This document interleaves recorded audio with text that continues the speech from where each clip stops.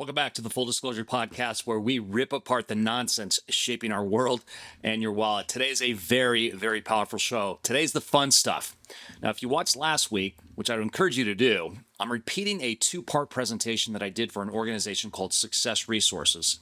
And Success Resources is the largest personal transformation company in the world, and they handle and host people like Tony Robbins, Richard Branson, and of course Robert Kiyosaki, which is how I know them and work with them.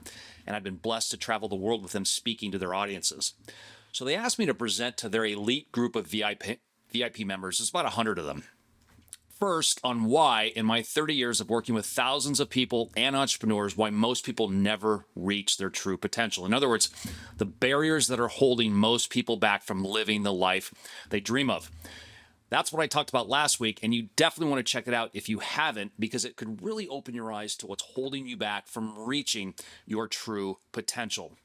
So part two, which is today, is talking about a solution I use to generate consistent cash flow and build wealth in a fraction of my time. It's a proven system, highly effective, been time tested for many years, used by thousands of people every single day successfully, yet sadly, most people have no idea it exists. So that's what we'll be talking about today. But I also want to talk about the stock market and some key things that you need to be aware of to prevent you from making irrational and emotional and damaging financial decisions, especially given what's going on in the markets today. I'm also going to share a critical retirement issue that most people, including most experienced financial advisors, surprisingly do not know, and it's very scary. You know, for years, I've traveled the country coaching financial advisors, and I still do. And it's shocking how many advisors are unaware of this massive retirement misunderstanding. In fact, it's downright scary what many are telling their clients at retirement. So if you're in retirement, approaching retirement, thinking about retirement, or you know somebody who meets any of those parameters I just mentioned, you do not want to miss this. And you want to forward this on to those that are and those you care about. Also, once again, we're seeing a huge demand for my audiobook over the last 3 weeks, and it's titled The Ultimate Guide to Retirement. So I'm going to extend that free offer again this week, and I'll share a little bit more about it, why I produce it, and how you can get it for free. Stay tuned. We got a lot to get to in a short period of time. Folks, here we go. If you have concerns about your financial future, let's be honest, the world shapes your wallet. We're taking you behind the scenes to look at what's really happening in the real world. Inform, prepare, and empower.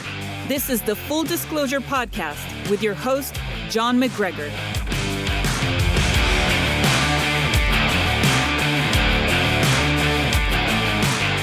Before we jump in, don't forget to ring that bell below, hit subscribe. Love to hear your comments or feedback.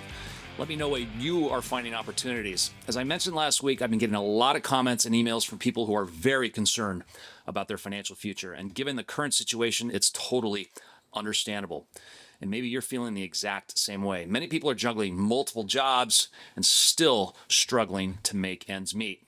And the dream of a comfortable retirement, or frankly, any retirement at all, seems increasingly out of reach for more and more people. And the desperation in their voices is unmistakable. So that's why I'm offering a special, completely free opportunity, my audiobook titled The Ultimate Roadmap to Wealth, How to Achieve Financial Independence and Live Life on Your Own Terms, because that is what it's all about. And after 30 years of working with thousands of individuals and entrepreneurs of all walks of life, I've distilled my best practices into this audiobook. It challenges conventional wisdom, teaches practical, proven steps to end your financial struggles once and for all, create more cash flow, and build wealth. So the ultimate goal is to help you achieve the life you desire and, frankly, the life you deserve. Simply go to my website, johnmacgregor.net, click the resource tab, scroll down to the audiobook section, and use the code WEALTH at checkout to get it for free. WEALTH at checkout to get it for free. Let me know what you think of it. All right, so let's dive in. Before I talk about my strategy, I want to set the stage with some important context because it's crucial to understand the bigger picture, especially with these current market conditions. And I'll be addressing that directly. Now, I know most of you just listen to the show, totally understandable, but I'm using slides today to present what I'm about to teach. So you can still get everything out of it just by listening, But I would also encourage you to go to YouTube so you can watch the show with the accompanying slides. It'll be way more impactful. All right, so let's get into it. And I'm going to share my screen here. So it's important you understand my mission, which was inspired by Robert Kiyosaki's cash flow quadrant. And this is to help you get to the right side of the quadrant where money is working for you. And this is where wealthy people position themselves. And this is what I coach people to do. Now, just to be clear, I'm not saying you need to quit your job, start a new business, or become an entrepreneur. Not at all. Many employees, I know a lot of them, are happy with their careers, and that's perfectly fine. I made a lot of money as a W-2 employee, and I really enjoyed what I did. But what I will show you is a time-tested strategy that's been around for over 50 years. And this strategy creates cash flow on every single trade you make while building wealth in a fraction of your time. I spend less than 30 minutes a week on this, so this is not day trading by any means. And it's not hard to learn, folks.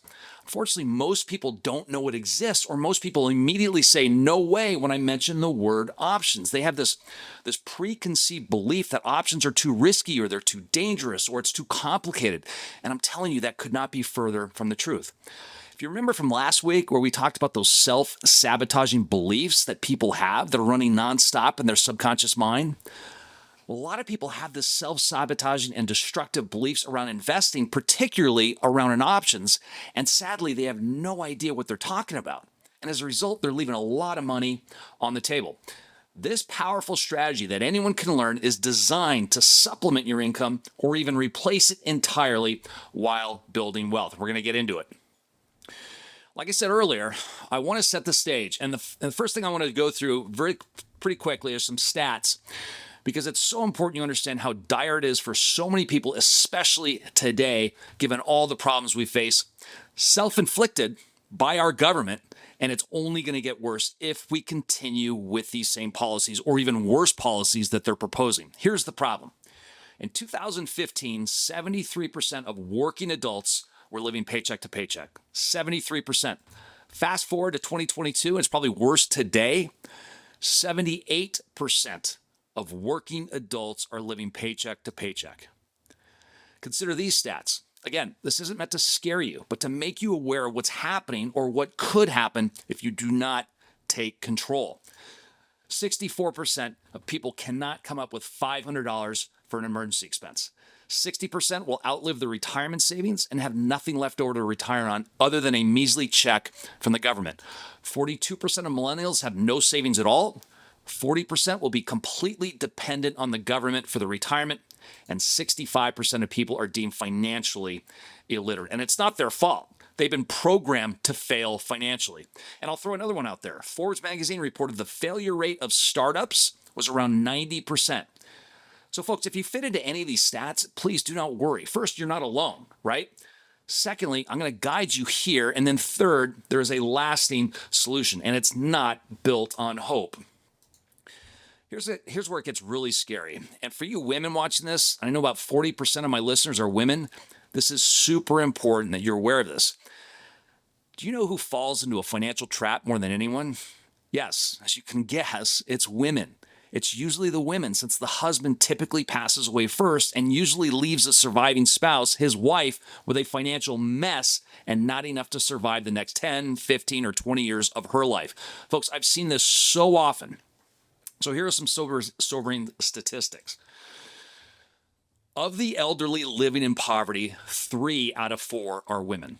3 out of 4. 80% of women living in poverty were not poor when their husbands were alive. Approximately 7 out of 10 women will at some point live in poverty. 7 in 10. 90% of all women will have sole responsibility for their finances, and 79% of them have not planned for this at all. And we all know that 50% of marriages sadly end in divorce, and the women typically ends up with the children. And now she's financially responsible not only for herself, but her kids as well. And I'm telling you, child support is never enough.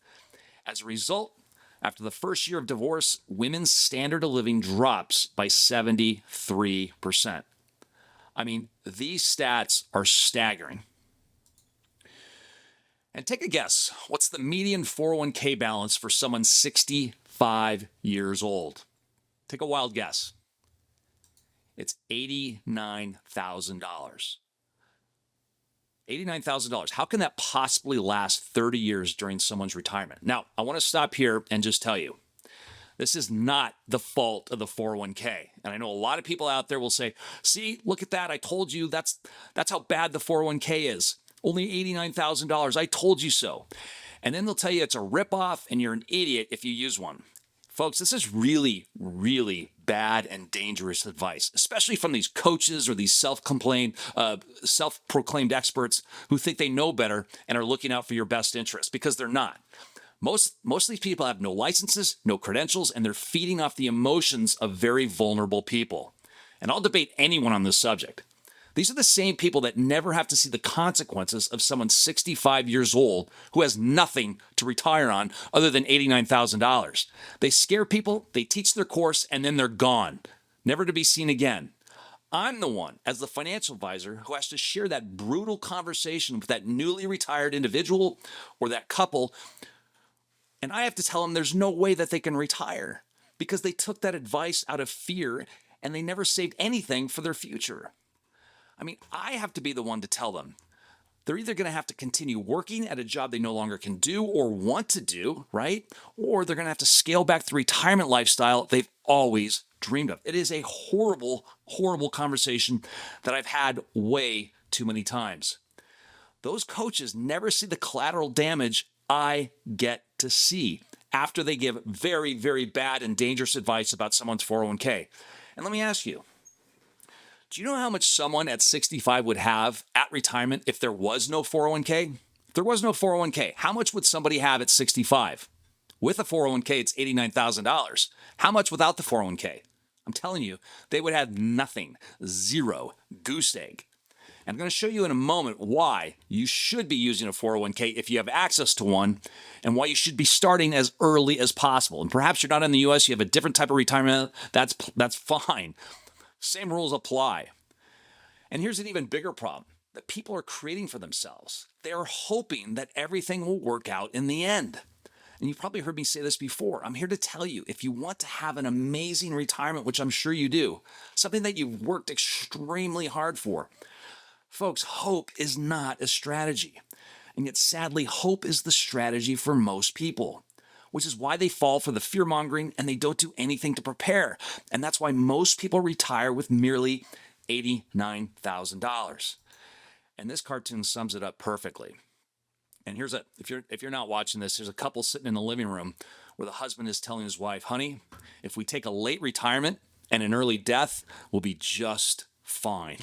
And given everything that's happening today to so many people I see and speak with, this cartoon sums it up perfectly. And it's kind of sad and funny at the same time, but that's the reality for so many people, unfortunately. And frankly, it doesn't have to be that way. Another major issue that ties into what I just discussed is the duo of fear and greed. And when you strip it down, what we're really talking about is human emotions. Human emotions has been the greatest destroyer of wealth throughout history. It compels us to make poor and uninformed decisions, especially when it comes to our money. I mean, look at somebody like Warren Buffett, one of the most successful investors we've ever seen. Sure, he's incredibly smart, but his true superpower is his ability to keep emotions out of his investment decisions. And I've seen this time and time again. Look, we know the most basic rule of investing, right? Buy low and sell high. Yet most people do the exact opposite. They buy high and sell low, and they keep repeating this cycle until they're broke. I mean, take a look at this chart on the far left where it says optimism. As you can see, as the market rises, we move through this phase of excitement and thrill, right? And that's when people start saying, wow, I feel great about this investment. The stock market is amazing. But eventually it hits euphoria. But that's the most dangerous point. It's the peak of the financial risk and the cycle because you're buying it at an all-time high. And that's what everyone wants to get in. They feel like they're missing out if they don't jump in. That's the old acronym FOMO, F-O-M-O, fear of missing out. And look, we all know that stocks go up and down, right? So as the market naturally cycles back to its average and starts to decline, we go through this negative emotional journey. It starts with anxiety, then moves to denial, fear, depression, panic, and finally it's capitulation. They just give up.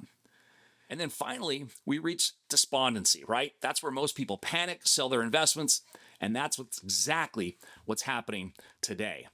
People often say at this moment of despondency, right? I want nothing to do with this anymore. This isn't for me. When the market is at its all-time low. But isn't that the best time to get in?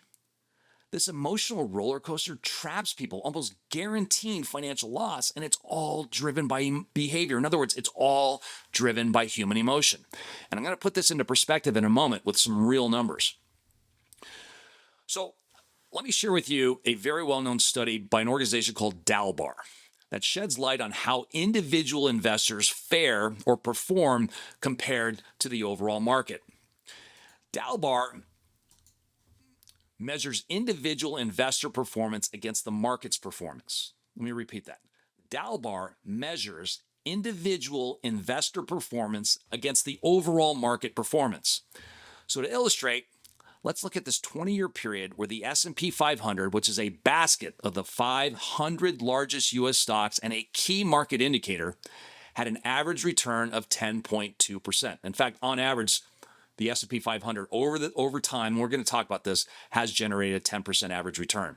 And again, this doesn't mean exactly 10.2% every year. Some years it's up 15, others it's down 4, up 10, down 3. But if you smooth out those returns over time, the market has generated a 10% average rate of return going back over the last 150 years or so. But here's the shocking part, as this chart shows us.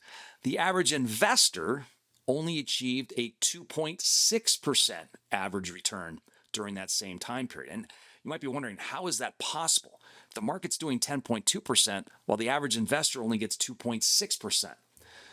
Well, it all boils down to those human emotions we were talking about.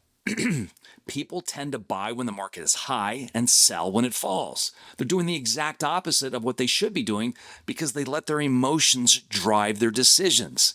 And this leads to a massive, massive performance gap. Many investors believe they can outsmart the markets or can't tolerate seeing their portfolio value drop. And I've heard it countless times. I don't know, John, this looks really bad. I don't know if it'll ever recover or come back. And these decisions aren't based on any analysis. They're based purely on our feelings. I spoke to a woman a couple of months ago who in 2020 pulled out of her 401k, stopped contributing, moved it all into cash because some so-called expert told her her 401k was a waste. And because of that, she's missed out on a strong market, significant profits, and is still anxious about investing. Mark my words, that person will be working for the rest of her life. So looking back at that chart, this is why someone who simply bought and held the S&P 500 index, ignoring the noise, ignoring the news, significantly outperforms someone who is constantly monitoring and reacting to market fluctuations. Again, due to their emotions dictating their investment decisions rather than making informed decisions. Hope this is making sense. So let me put this into real terms, just using a compound calculator. I'm showing a hypothetical portfolio that starts with $100,000, no additional contributions, and for 30 years, this portfolio has an average rate of return of that 10.2% that we just talked about in the Dalbar study, right? Check out that ending balance after 30 years. That grew to $1.8 million. Now, the second portfolio in this case, that same $100,000 to begin with, no annual additions, but in this case, we had that average investor return, right, which was 2.6%. After 30 years, we're looking at $216,000. That's a difference of $1.6 million. Do you see that massive behavioral gap? All because people were letting their emotions dictate their investment decisions and trying to time the market. When the market was down, they were panicking, freaked out, they stopped contributing, they even possibly sold and got out of the market rather than looking at that an incredible opportunity to buy great companies at a great price. Now, I like to show this one. So while we're on the topic of compounding, I want to talk about why everyone should be using and taking advantage of a 401k plan or a retirement plan in your country. Basically the same. And this is especially important for those just starting out or entering the workplace. If you know somebody in that boat, share this with them. Seriously, more people know how powerful compounding is. So here's an example of a young couple making a combined $120,000 a year. In other words, $60,000 each. If they start contributing 15% of their income to their 401ks at age 26, that would be $18,000 a year that's going into their combined 401k, or $9,000 each into their respective 401ks. With an 8% return, remember the market average is about 10%, but we're being conservative here, that annual 18% contribution could grow to over $5 million by the time they reach 66. That's the power of compounding. And even if you don't have a 401k, you can still set aside $18,000 a year for your retirement. And there's a million ways to create that cash flow, especially today with this gig economy that we're living in. So just think about it. $5 million by retirement could be a total game changer. Imagine that kind of retirement you could have with that kind of money. The peace of mind would be incredible. Plus, I want to add, don't forget about your employer matches, right? Because most companies contribute a portion of your 401k savings. So you might only need to put $14,000 away, and your employer could add the remaining $4,000. The bottom line is that compounding can really boost your savings and help secure your future. So please, please take advantage of it and set yourself up for an incredible retirement. Now, I do want to add something. A lot of people ask me about the Roth IRA and whether they should contribute to that as well or versus the 401k. And here's what I would suggest. If you have a 401k, make contributions up until the match stops, right? Once that stops, I would stop contributing and open a Roth IRA and start filling up your Roth bucket. Once your Roth bucket is filled and you still have more savings to go back to your 401k and continue filling that bucket up. If you do this, you will have an amazing future. The question I have for you is, how big of a priority is it to you?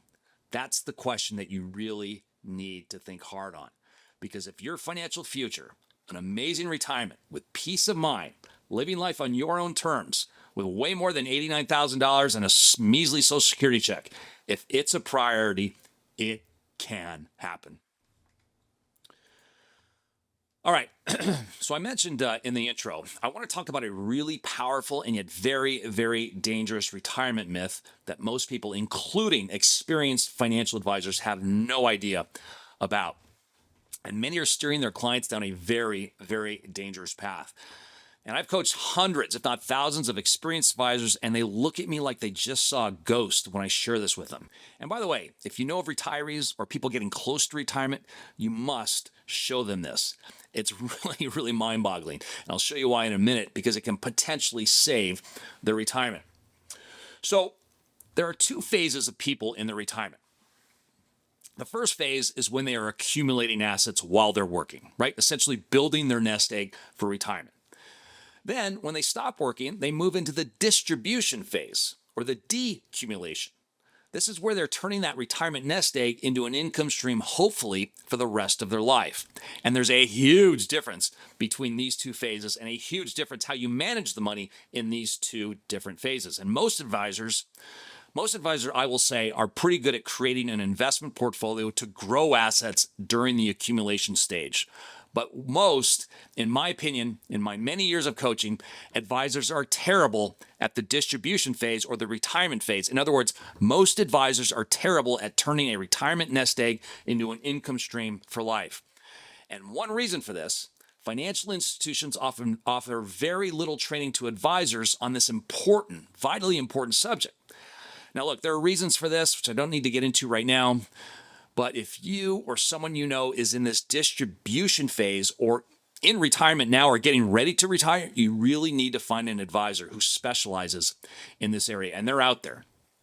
And there is an organization that I know well that supports financial advisors in this area and trains them on how to do this with some amazing tools, because this is a specialty. And they're called Wealth 2K. And you could find more about it and find an advisor in your area that works well with Wealth 2K to help you. Just go to wealth2k.com. Because here's the problem. And I'm going to get in this slide in a minute. Most advisors don't know what they're doing. And they'll say to their client, look, if we can get you, and I'm just using a hypothetical number, Mr. and Mrs. Client, if we can get you a 6% average rate of return, remember that, average rate of return during your retirement, you'll be just fine. They will say 2% will cover inflation, and then you'll get a 4% rate of distribution. Let me say this.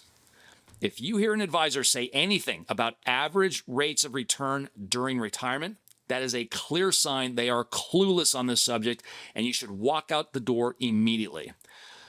By the way, on a side note, in my experience, most people usually sign up with the first advisor they meet, or they're invited to a free chicken dinner or whatever it is, and they're enthralled at the presentation, right? And without hesitation, no questions, they immediately hand over their life savings to basically a stranger. And I've seen it myself in my own practice over the years. A new prospective client will come into my office and they're willing to hand over their money without any conversations. In fact, I'll be explaining my process, how I do things, and they're just completely tuned out. They'll say, John, that's great. You were referred to us, or we saw you on TV, or we read an article. Take our money. We trust you. It's amazing, actually. In fact, they do more due diligence buying a flat screen TV than they do on the person who's going to manage their life savings. I'm not kidding you, folks. And a lot of that has to do with people not knowing how to interview a financial advisor, not knowing the questions to ask when interviewing a financial advisor, or they're intimidated to do so. I get it. On my website, I put together a guide called The Ultimate Guide to Selecting a Financial Advisor. And it's free, and it'll show you exactly what you need to do, what you need to look for, the questions you need to ask, and the answers that you should be given before you engage with that financial advisor. So you can check it out on my website, again, johnmacgregor.net, under the resource tab, The Ultimate Guide to Selecting a Financial Advisor. It will really help you make much, much better, more informed decisions on who you hire to be the steward of your hard-earned money. So, going back to the slide, here's why average rates of return during retirement are so dangerous and extremely misleading, and why if you hear a financial advisor say average rates of return during retirement, you need to run. So, here it is. So the example here is we have two portfolios, Portfolio A and Portfolio B. Both of them start with $500,000.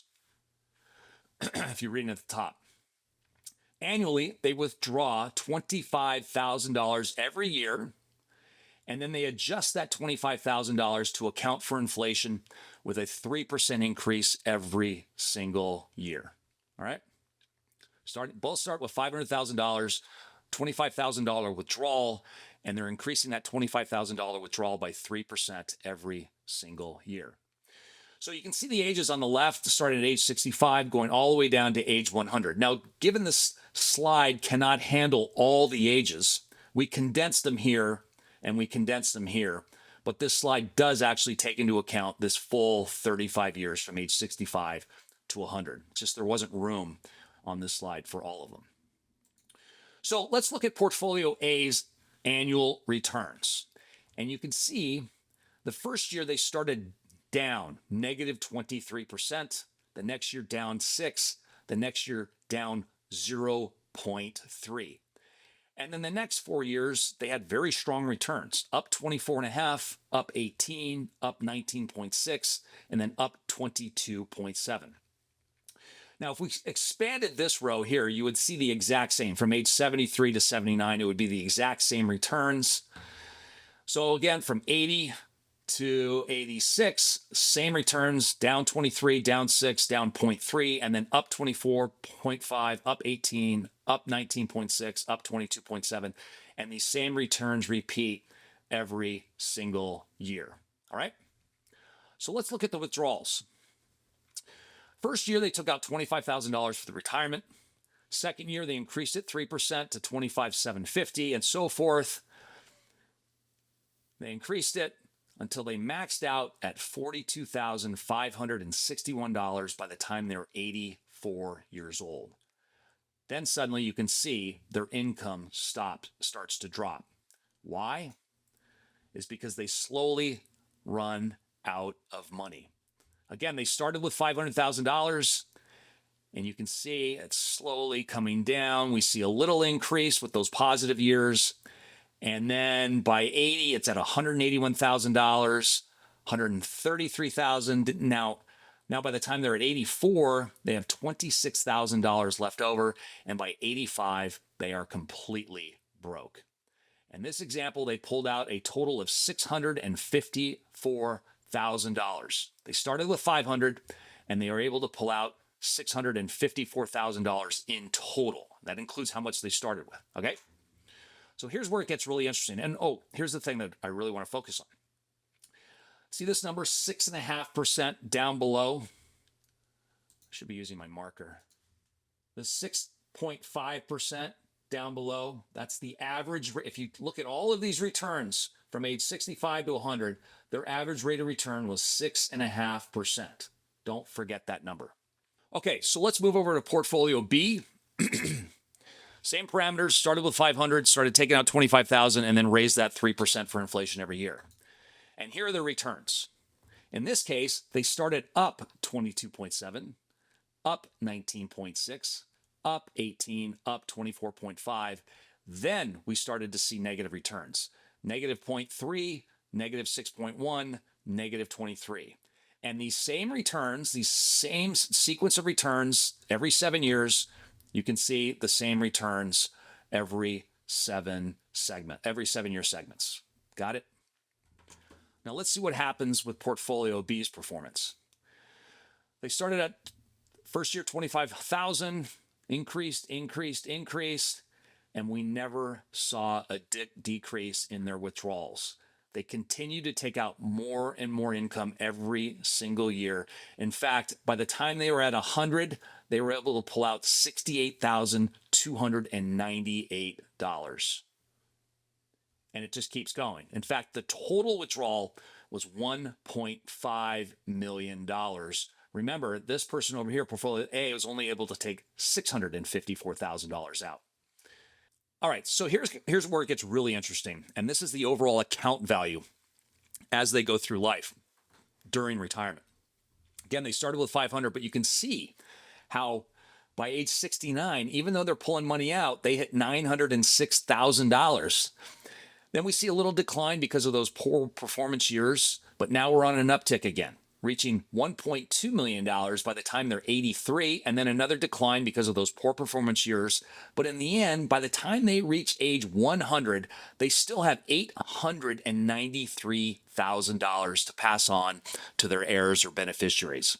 I mean, compare that to portfolio A, where they ran out of money by age 85.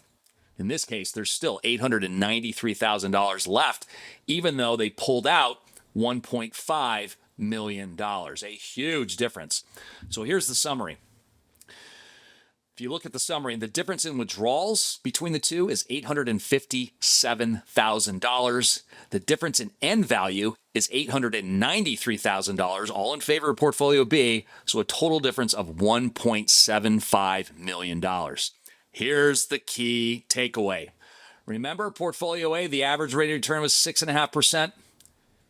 Look at this average return, 6.5%. Folks, they have the exact same average rates of return, yet vastly, vastly different outcomes.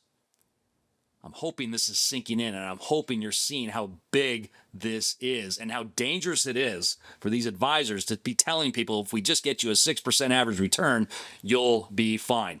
One thing to note on this, you'll see that these returns, these sequence of returns, as we call them, are just the opposite here. So here it's negative 23 in the first year for portfolio A, down here, negative 23 for the seventh year here. So these returns are just basically in reverse. So the key takeaway here is it's not average rates of return, it's sequence of returns. It's when those returns hit. Because if you start off with retirement, which this is clearly showing, and you start off with negative numbers in the beginning, like Portfolio A did, it's almost impossible to turn it around. That's why it's so critical that you work with an advisor that truly understands retirement distribution. Very, very, very important. Love to know your comments on this in the chat or in the comment section below. All right, so let's move on. We got a lot more to cover. I want to shift gears to the stock market, and I want to talk about the big picture here so you're not just falling for that emotional trap, right, by the pundits trying to fearmonger you, as we talked about, or scare you into making very, very bad decisions. And then I'm going to get into the strategy that I use for consistent cash flow and building wealth, because this is all tied together. But it's critical that you understand this first. And this is a chart of the stock market going back to 1925. And this shows you if you put $1 into the market in 1925, by the end of 2020, you'd have almost $42,000. And I can't find an updated slide, I'm sorry. But you get the picture. Obviously, it'd be much higher today than 42,000. That is a significant rate of return, but it wasn't all smooth sailing, right? Because in the next chart, I'm going to show you all of these challenges we've been through in the world and in our country, and yet how resilient the stock market is. The point here is that as an investor, what you're doing as an investor is you're buying companies where you now become a shareholder of that business. You are now a business owner. Even if you own one share, you are an owner of that company. And I'm telling you, owning great businesses has been the greatest wealth creation machine ever devised. It's been one of the most successful asset classes to invest in over time, more so than real estate, gold, oil, bonds, or anything. You can own the exact same businesses that the richest people in the world own, including Nancy Pelosi. Sorry, I had to get that one in there. You can own the same businesses that Warren Buffett owns. That's why I love the stock market over other investments. Now, I'm not saying that, that's the only investment asset class you should be in. I mean, the idea of diversification is very important and very powerful. Owning those other things I mentioned, right? I just happen to like stocks over other assets, although I own other assets as well. And here's why. I often place trades at my gym after my workouts from my smartphone. In other words, I can invest in companies around the world from anywhere in the world. The cost to place trades is basically nothing. I mean, commissions are so low now, it's almost negligible. I can get in and out of the stock market like that in a second. You certainly can't do that with real estate or other asset classes. And as it compares to real estate, frankly, I have no interest in being a landlord, fixing toilets or remodeling the place once the tenant destroyed it. I mean, that's just me. That's just my opinion. You may disagree, and that's fine. But just so you know, I am not at all saying you should not put money in real estate. Real estate has made a lot of people a lot of money, and there are other benefits to that as well. I just know that I invest in Apple, for example. That's company. I put my money with Apple. They're going to sell thousands of iPhones every single day, and I'm contributing in that as a owner. No matter what, thousands every single day. In fact, get this. In 2023, on average, Apple sold, get this, 635,000 iPhones every single day. And they continue to innovate with new products. I mean, that's a company I want to own. And I know the skeptics, they're all saying, well, yeah, Warren Buffett's selling his position in Apple right now. All right, whatever. He still has a huge chunk, like half of his position remaining. And I'm pretty sure he was just profit taking. In any case, I think the share price of Apple is going to be a lot higher in 10 years than it is today. Absolutely. Likely much, much higher. McDonald's is going to sell around 6.5 million hamburgers every single day around the world, almost consistently every single day. That's a business I want to own, and they continue to grow. Starbucks, although I personally don't like the coffee there, they will sell on average 8 million cups of coffee every single day. And I could say this about so many other companies that I own and invest in, and that's why I like owning thriving businesses. And this next one goes into detail with a multitude of geopolitical events and tragedies that have occurred, showing you the resilience of the market. And this one starts in 1970, assuming an initial investment of $10,000, and by 2022, that $10,000 is now worth $1.8 million, despite everything that's happened since 1970. And you can go back even further, and the same results will happen. We've had world wars. We had Black Monday, which I'll show you in a minute. We've had invasions, terrorist attacks, assassinations, the mortgage meltdown, recessions, hurricanes, earthquakes, the dot-com bust, COVID, right, and the lockdowns, Russia invading Ukraine, the war in the Middle East. I mean, the list goes on and on and on. So why does the market continue to go up despite all of this? Well, it's because these companies continue to produce goods and services people want and need, and they continue to innovate to improve our lives. That, folks, is what capitalism is all about. But look, again, there are periods when the market does nothing, right? We have two examples in the 70s, they call it the lost decade, and in 2000 when the market was basically flat. But again, that doesn't mean you can't make money. You most certainly can, especially with the strategy I'm about to show you. And really quickly, I'm just showing you this. This is a chart of bull versus bear markets going back to 1942. And on average, you can see the average bull market period lasted 4.4 years with an average cumulative total return of 155%. So take that in mind. Bull markets on average last 4.5 years. The average bear market lasts 11.3 months with an average cumulative loss of negative 31.4%. So you can see bull markets significantly outlast and outperform bear markets. And you can see in the chart below, these blue mountains, these are bear markets, and then these yellows are bear markets. Big bull, little bear. Big bull, little bear. And it just continues. Huge bull, tiny bear. Big bull, tiny bear, huge bull, and a little bear. These gray bars are recessions. So the one thing to note here is that recessions happen. They're inevitable. They're unavoidable. But what's interesting is that when they happen, they do not last very long. You can see here. And what's also noticeable is when we do go into a bear market, some are worse than others, right? Like here. It's just, they're not that significant. But what's interesting is after the bear market, we always see a nice bull market, right? So it's really important you understand this, especially what we're going through today. And then also, this is positive versus negative years in the stock market. And this is going back to 1926 to 2021, showing an average rate of return of 10.5% for the market. And the number of positive years during that time period, those 96 years, we've seen 71 positive years versus 25 negative years. The average positive return was 21.3%. The average negative return was 13.2%. And the last thing on this is look at the number of years where the market has been down greater than 28%. Only 3 times has it been down more than 28%, going all the way back to 1926. But then look at how many times the market's been up 28% or more over that same time period. And I think from memory, it was about 14 times. Significant growth on the downside. Significant growth on the upside, and not as bad on the downside. Yes, it happens, but it always follows by a strong market. And then lastly on this, before we get to the strategy, I want to talk about Black Monday. And I remember this vividly. I was a freshman in college, watching a black and white television in my dorm room, watching this market tank, where the stock market plunged 508 points, a drop of 22.6%. It was a blowout. And the cause of this chaos was program trading, illiquidity, and then both of those things fueled this vicious decline for the day as stocks continued to get lower and lower, even as volume grew lighter and lighter. I mean, it was a bloody day.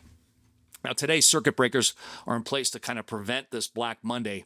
After a 7% drop, I think from memory, trading would be suspended for 15 minutes, with another 15-minute suspension kicking in after a 13% drop. However, in the event of a 20% drop, that would shut down the markets for the entire day. But here's the bigger story. This is the year of 1987, okay? And you can see that market was trudging up very nicely, and then boom, it crashed 22.7%.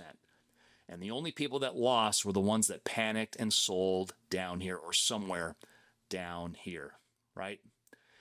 But if you look at the overall performance of 1987, despite this 22.6% drop, the market was up overall about 2%. So if you just sat here and did nothing, ignored your financial statements, you would have been on a tear right after this, and you would have missed out on a big run up in 1988 and 1999. And let me just show you. In fact, take a wild guess where the crash of 1987 is without looking at the numbers below. A lot of people will say it's right here, when in fact, it's right there, barely a blip on the overall market. That was the biggest drop in market history. And yet, if you got out down here because of human emotion, because of fear and greed, look at what you would have missed.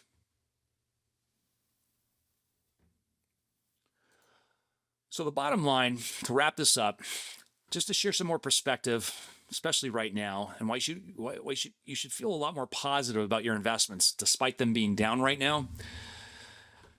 Because as you probably know, we are seeing a correction right now. And the stock market corrections are very common, right? Since 1928, the S&P 500 has experienced a decline of 5% or more in 94% of the years. Corrections of 10% or more happen in 61 of the last 96 years. Larger drawdowns of 15% was seen in 40% of the years from 1928 to 2023. And bear markets with a 20% drop or more took place in 25 out of the last 96 years. So folks, stock market pullbacks are normal, and it's all part of the process. Most importantly, this is where you find great opportunities. I mean, do you think Warren Buffett is sitting around in his office panicking right now? Or do you think he's looking at this as an incredible opportunity to buy great businesses on sale? I'm very confident in the latter. And I'll just wrap with this famous quote by Warren Buffett when he says, "Be fearful when people are greedy, and greedy when people are fearful." And this ties into everything we just talked about with human emotions and the great resilience of the stock market.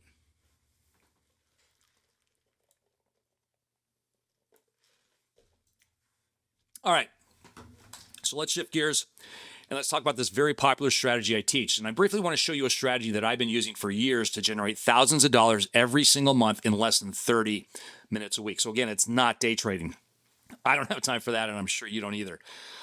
It's the exact same strategy that my 94-year-old father still uses today to generate between $15,000 and $20,000 per month as a hobby, and he's been doing it consistently for 13 years. In fact, he just turned 94 on June 21st, and he's killing it.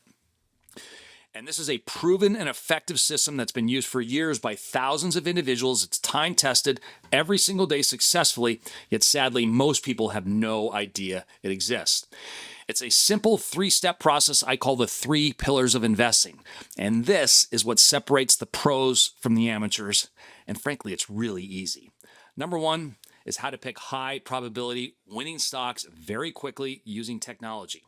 With a smartphone or a laptop, you can do this super fast. You're not rolling up your sleeves with a number 2 pencil, crunching numbers on a spreadsheet, right? Number 2 is how to use indicators to determine when to buy or when to sell those stocks. That's the fun stuff. And number 3, how to use a simple option strategy to generate cash flow on every single trade while building wealth by profiting on those stocks as well. So you get 2 bites at the apple, income and profits. And the gist behind this strategy is based on this fact that we've already discussed. This is the chart of the S&P 500, which I said is the representation of the 500 largest stocks in America, and this is going back to 1928. And as I mentioned, on average, the market has produced an average return of 10% over time. Again, that doesn't mean every year it's 10% because the markets go up and down, but if you smooth out those returns, 10% on average.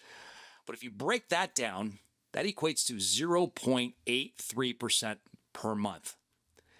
And for most people, 0.83% per month is simply not enough of a return to get them where they want to be or need to be financially. And given all those statistics that I shared with you earlier, and the number of people that are continuing to struggle on a daily basis, particularly with the inflation and the economic uncertainty and the destruction due to all of these no-growth economic policies, this strategy has become more and more popular every single day. My personal goal is to generate between 2 to 4% just in cash flow on every single trade, every 7 to 14 days. And many times I'll get much more than that. And by the way, that 2 to 4% in cash flow does not take into account any profits I may make on the stocks involved in the strategy. So, to extrapolate this out, let's take the midpoint of this 2 to 4% and let's say 3% every 14 days in cash flow. That's 6% per month or 72% annually. And again, that does not include any profits I may make. That's my goal. 3% or 2 to 4% every 7 to 14 days. And that's why the strategy is so popular with so many people versus the 10% on average people get in a buy and hold strategy with the overall stock market. Now, I will add, I do have a passive portfolio where I buy and hold stocks for the long term, very much the Warren Buffett style of investing. The strategy I use, and I'm going to share with you, is your active portfolio. And it's really up to you how much you want to allocate towards your active versus your passive. But I think it's really important that people have both. And frankly, this strategy is why so many people come to me and they say, John, now I know why so many people say this is like printing money. And it really is, frankly. And looking back at all the people I've coached and worked with over the years, there are 4 common themes I see repeatedly. And perhaps you fit into one, maybe all of these. It's not uncommon. And the first one is you need more cash flow, perhaps immediately, right? Maybe you're behind on your retirement goals. Very, very common. You desire a better lifestyle, which everyone does, and you're sick of losing money. And I will tell you, those 4 specific concerns and challenges that I've seen over my career, that's what this strategy addresses. So the first pillar in my pillars of wealth is called fundamental analysis. And fundamental analysis is helping us find quality stocks that we believe have significant upside. Basically, fundamental analysis helps us pick high probability stocks, arguably one of the most overlooked aspects of investing. And this is not about hot stock tips because that's a losing strategy, which is why most people lose money or significantly underperform the market. Using technology, you can do this in seconds to easily evaluate and screen for high probability stocks. And it's basically like a giant filtering process, where I'm looking at the entire universe of stocks, and again, using technology, using the criteria I set in my screening tool. That includes profitability, growth, valuation, and what I call behind the numbers. I can narrow that list to basically a dozen or so within a click of a button. And by the way, this is important. Once I find the stocks that I like, those 10 to 15, 20 stocks, however many it is, I'm using those same stocks over and over again to generate instant income on those same stocks. So I'm not constantly looking for a new stock to buy. Kind of like recycling the ones that I have over and over again, generating income on every single trade. And you'll see what that means in a minute. The next pillar is called technical analysis. And this is all about when to buy and when to sell a stock. Because even if you find a stock you absolutely love, that doesn't mean it's the best time to buy it, right? Remember, we talked about this. The number one rule of investing is buy low and sell high. And that's what these technical indicators do for you. And it's fun and it's not hard because you want to buy stocks at the right time, and technical analysis gives you that insight to do just that. See, stocks tend to move in patterns, trends, and really momentum. And that's what technical analysis is all about. It essentially helps you to alert, confirm, and predict a stock's movement. And you'll find after some time, not long, these charts will begin to talk to you and you'll be able to quickly see what to do with your stocks, whether to buy, sell, or hold. And of the 5 indicators that I use, that's it. I mean, there's probably 300 indicators. I just use 5. I'm going to show you one of these. Here's what we call the MACD. That's an acronym. We don't need to know it. And you can see the signal patterns below in red and blue, and then the stock price above. And you may want to pause this to really study it. And as you can see, as the red below starts to turn blue, you can see the price movement in that stock, giving you both a buy and a sell signal. And the MACD is great, but I use all of them in conjunction to confirm each other. Now, the third pillar is cash flow. And this is where the rubber meets the road. And this is where you're using a simple option strategy to supercharge your returns. And it's sad that so many people are avoiding using options based on wrong preconceived beliefs. Remember those harmful beliefs that we talked about last week? That's exactly what's happening here with options. So many people have these beliefs around options, believing that they're risky or dangerous or complicated, when in fact they are not. And as a result, too many people are leaving a lot of money on the table. And let me just give you a brief overview of the benefits of using options. You can make money in any type of market environment, up, down, or sideways. Options can give you significant leverage by offering cheaper exposure to a stock than actually buying the shares outright. You can generate consistent cash flow on every trade and capture profits. You can use options to protect your individual stock holdings and your overall portfolio. It's kind of like putting insurance on your stock portfolio, and options can lower the overall risk of your portfolio. And frankly, it's easy to learn. And I've taught people ranging from a 70-year-old housewife living in Germany all the way to a 22-year-old HVAC worker in the Midwest. Firefighters, teachers, engineers, anyone, folks, I mean anyone can learn this. And the best part about this is that once you learn it, and it's not hard, as I said, you have a very powerful strategy, a money-making tool for the rest of your life, and it's something that you can pass on to others. So I want to break it down. There are basically two types of options, and many of you may be familiar with the options with options, and that's fine. But this might be a great review for you as well. So again, there are two types of options. They're called calls and puts. Only two. You can buy calls and puts, and you can sell calls and puts. You can do a multitude of those four things, and it's those combinations that can really make options trading complicated and add more risk. But that's not what this strategy is about. I stay far and clear from any of those complicated strategies, and I don't do any of that exotic stuff. This is a basic cash flow and wealth building strategy that I've been using for years. So let's put it all together with an example. Buying calls and buying puts could be a very, very effective strategy to control 100 shares or more of a stock at a fraction of the price. And this gives you tremendous leverage than owning the stock itself, and your risk is limited. And I'll show you in a moment how this works because it's really, really powerful. And the first lesson is this. You would buy a call if you thought the stock was going up, and you would buy a put if you thought the stock was going down. It's that simple. And you can make money on stocks that go up, down, or sideways. That's the beauty of using options. And there are basically three key terms to know, and that's it. And you'll quickly pick this up. The first one is strike price. And the strike price is the agreed upon price that you chose. And it's your decision what that price is. In other words, this is the price that you can, but you're not obligated to buy a stock. You are locked in at that price. The expiration date is the particular date at which the option contract will expire. And options can range from 1 day to 39 months. Again, it's your decision what that expiration date is, and you get to choose that. And then thirdly, the premium.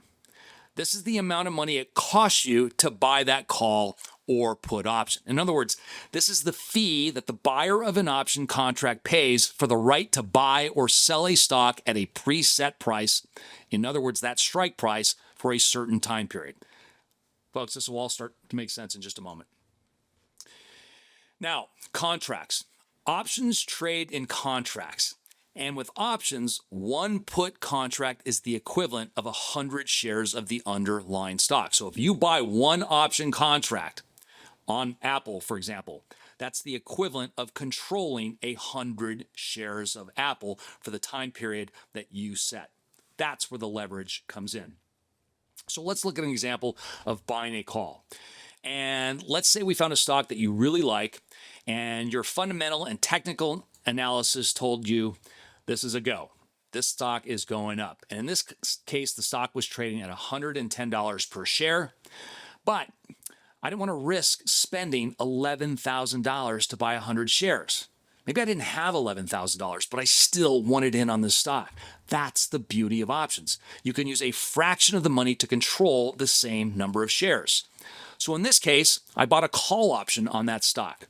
I set my strike price at $110 per share.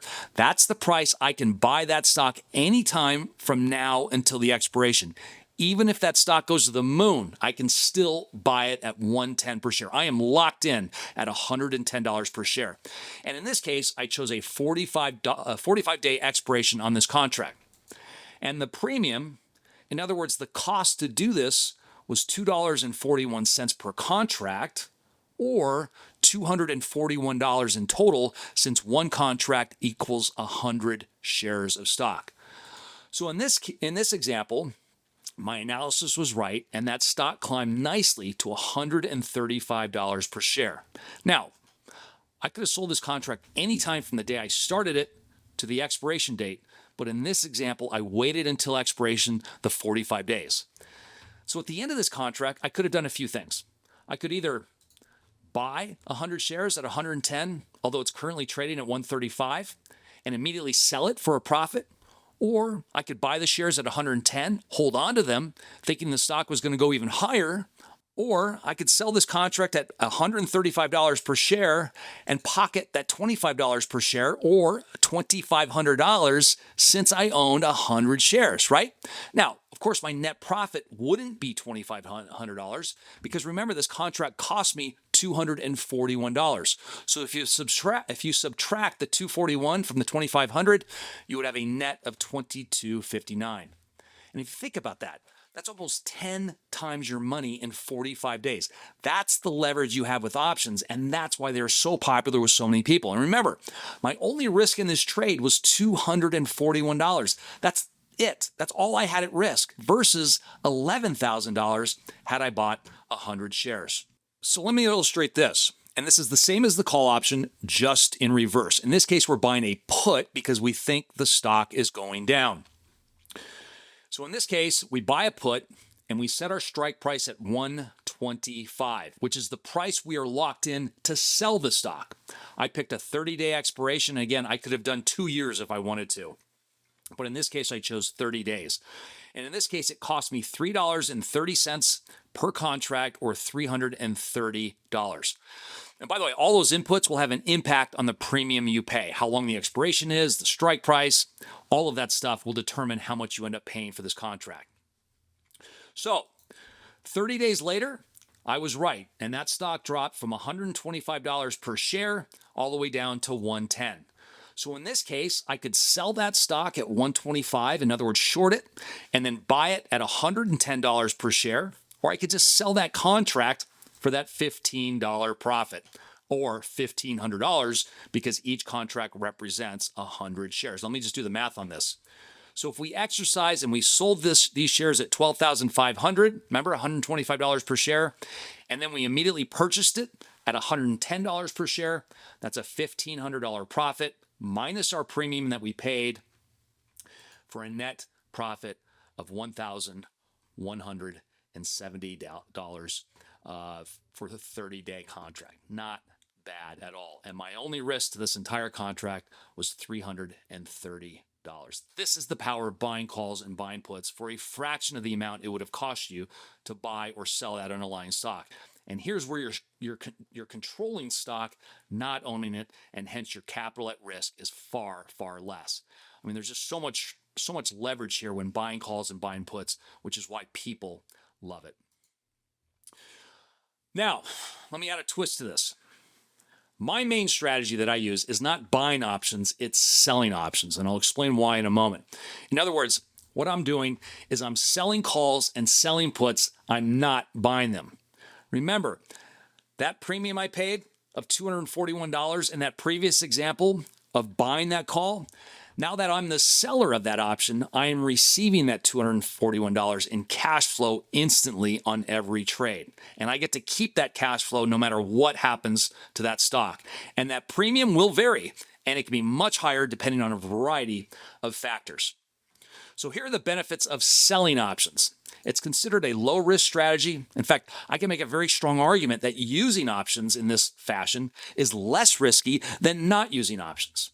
You generate instant income on every trade. I'm going to show you an example, and this allows you to increase your profits while reducing any losses, and it's a simple strategy to learn and implement. There's a bit of a learning curve, but once you get it, it's yours for life.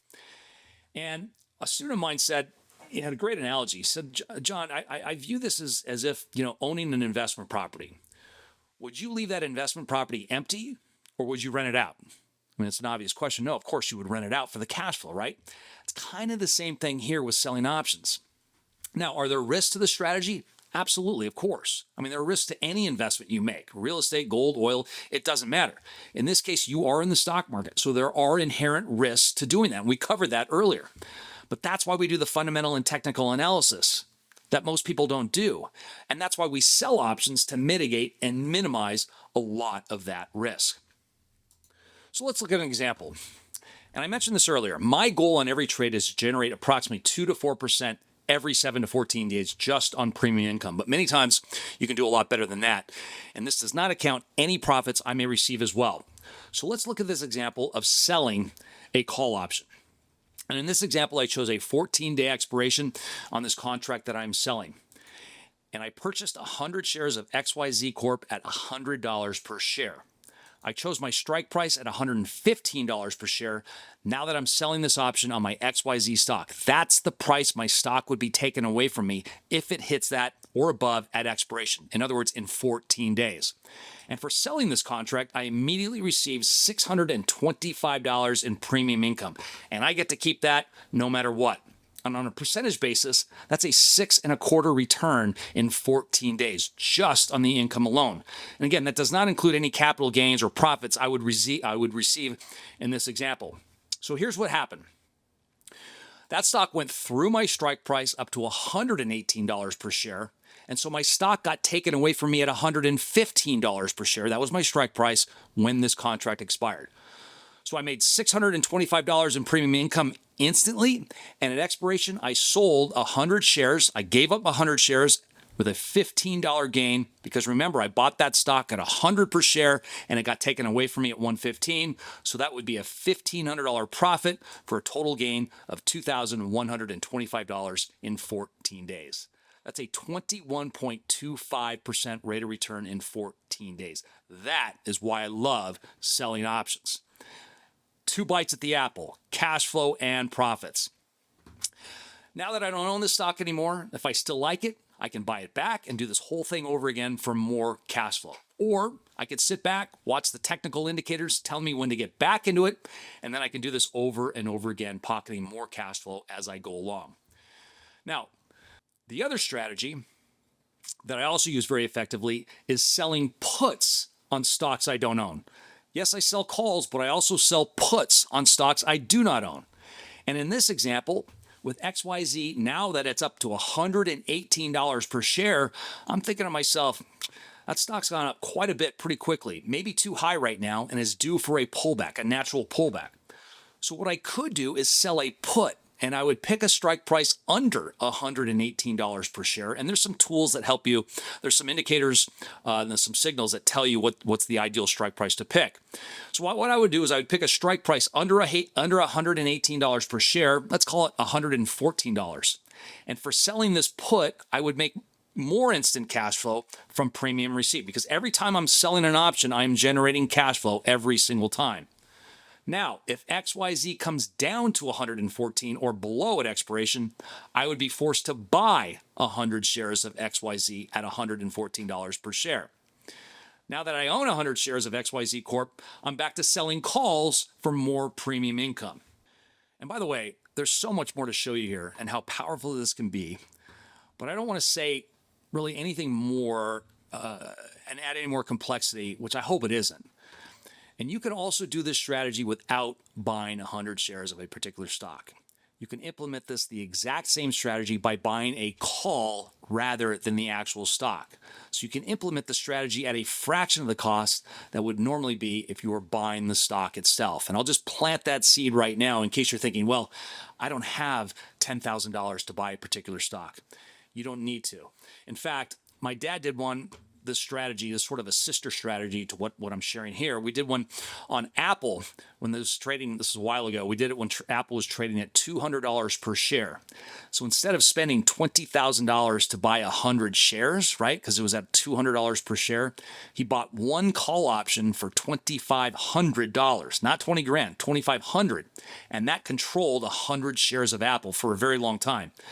Then, now that he controlled 100 shares, then he started selling calls against that for instant income. And in implementing this strategy, your return on investment goes way up because you have far less capital invested.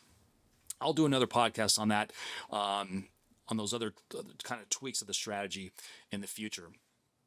But the point is that you can keep going back and forth selling calls and puts on the same stock over and over and over again. I'm going to show you an illustration in just a moment on that same stock, constantly receiving instant income as you go along. That's the beauty of this strategy.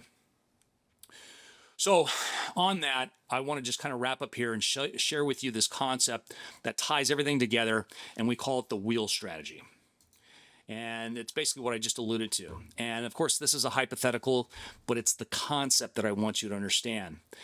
And it involves selling calls and selling puts on the exact same stock over time, generating that consistent income.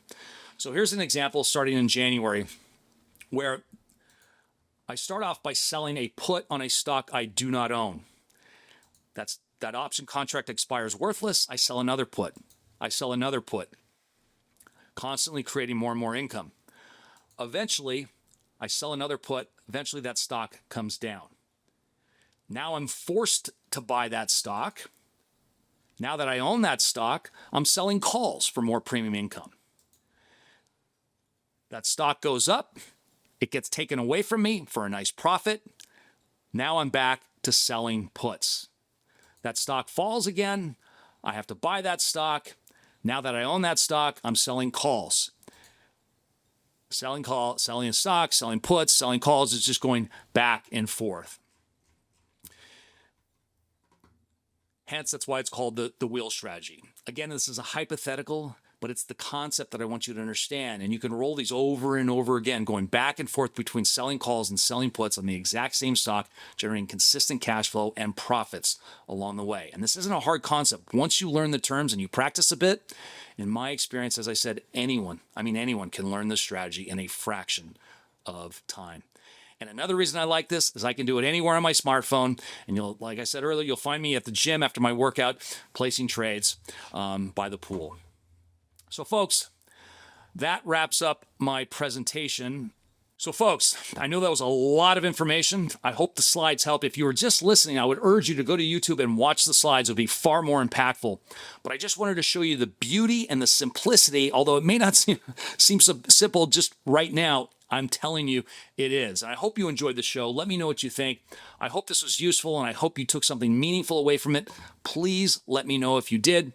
Don't forget my free offer for my audiobook, The Ultimate Guide to Wealth, or The Ultimate Roadmap to Wealth. Use code WEALTH to get it instantly for free. It really is a game changer, and that's why it's so popular. Thanks for tuning in, and I'll see you next time on Full Disclosure. Take care. Happy investing. Aloha. Thanks for listening and supporting Full Disclosure. If you like this episode, remember to like and subscribe and follow Full Disclosure. To make a better financial plan for your future, join our Cash Flow Bootcamp, where John shows you a safe and smart way to turn your investments into a steady income stream in a fraction of your time. Learn to make money in any market. Until next time. This podcast is a presentation of Rich Dad Media Network.